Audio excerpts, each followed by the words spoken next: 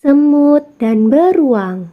Pada suatu hari, Berry si beruang melihat ke dalam mata air. Berry mengeluh. Sepertinya air di mata air ini semakin sedikit saja. Pasti bangsa semut terlalu banyak mengambil air. Berry kemudian menundukkan kepala, melihat ke tanah dengan teliti. Ia melihat seekor semut hitam berjalan membawa guci mungil di pundaknya. Berhenti semut, Teriak si Berry. aku tak akan membiarkanmu mengambil air di sumber airku lagi. Kamu sudah terlalu banyak mengambil air. Berhenti, atau kucakar kau. Ancam Berry beruang. Semut hitam kecil itu tidak memperhatikan teriakan Berry. Ia merangkak ke bawah beberapa helai daun kering. Ia terus berjalan menuju sumber mata air. Berry mencakar dan mengendus daun-daun sambil berteriak. Tak ada gunanya sembunyi. Aku sanggup menemukan. Semut hitam berteriak dari arah belakang si Berry. Kenapa kau pelit sekali? Bayi-bayi semut di lembah semut ini sangat kehausan. Air di mata air ini kan masih banyak sekali. Bahkan masih cukup untuk 1000 rusa. Dengar kataku, Geram Berry sambil membalik tubuhnya. aku tak akan memberikanmu air lagi. Semua semut tidak boleh mengambil air di sini lagi. Semut hitam terdiam, lalu berkata, Apa boleh buat? Kalau kau sudah memutuskan begitu. Tapi aku tetap akan mengambil air untuk bayi-bayi semut di lembah. Berry beruang sangat marah. Namun, semut hitam sudah menghilang lagi ke bawah daun-daun kering. Berry mencarinya, tetapi ia tidak melihat apa-apa di rumput. Semut-semut yang haus menunggu di lembah semut. Setelah menunggu cukup lama, mereka berbaris menuju mata air. Salah satu semut melihat guci air milik semut hitam yang tergeletak di jalan. Pasti semut hitam menerima masalah. Lihatlah, ini gucinya. Tetapi ia tak tampak. Lalu mereka memungut guci tersebut dan terus berjalan. Saat itu, seekor kelinci mengintip dari balik semak.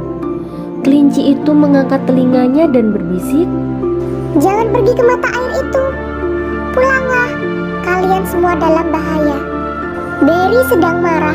Ia bilang air di mata airnya berkurang. Ia akan mencakar semut-semut yang berani mengambil air dari mata airnya. akan tetapi semut-semut itu tidak takut. Mana beruang itu sekarang?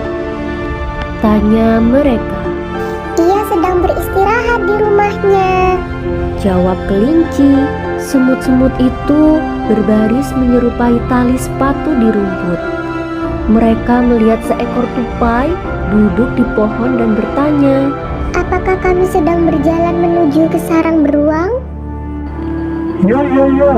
Ini memang jalan ke arah sarangnya. jawab tupai.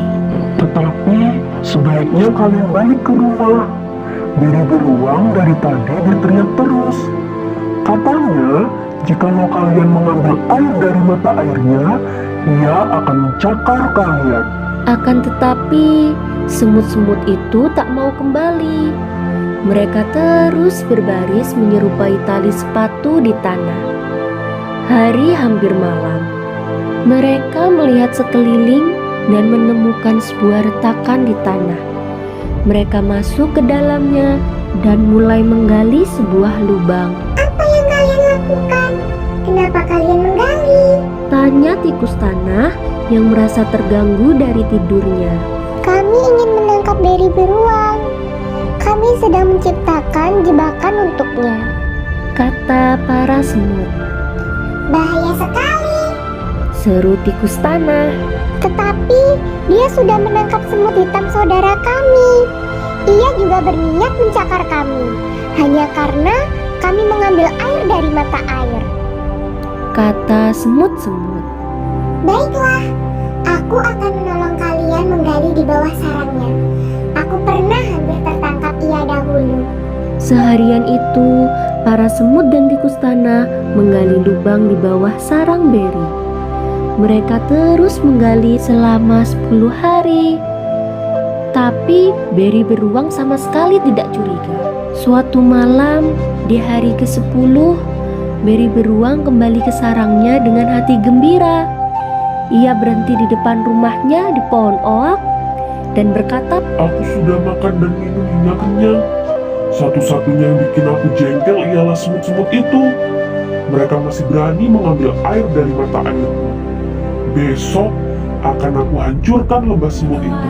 Akan kucakar mereka dengan cakarku menyerupai. Wow! Berry beruang mulai mencakar ke segala arah. Ia menghentakkan kakinya ke lantai sarangnya dan bruk, lantai sarangnya jebol. Berry beruang jatuh ke lubang di bawah sarangnya. Lubang itulah yang telah digali para semut dan tikus tanah. Berry beruang harus terus tinggal di lubang itu, kecuali ada penjaga hutan yang menemukannya. Semut-semut itu hidup tenang di lembah semut. Saat itu semut hitam saudara mereka juga sudah kembali ke rumah. Ternyata ia hanya terpeleset di jalan. Semenjak itu para semut hidup bahagia. Mereka bebas pergi mencari makan dan minuman di hutan.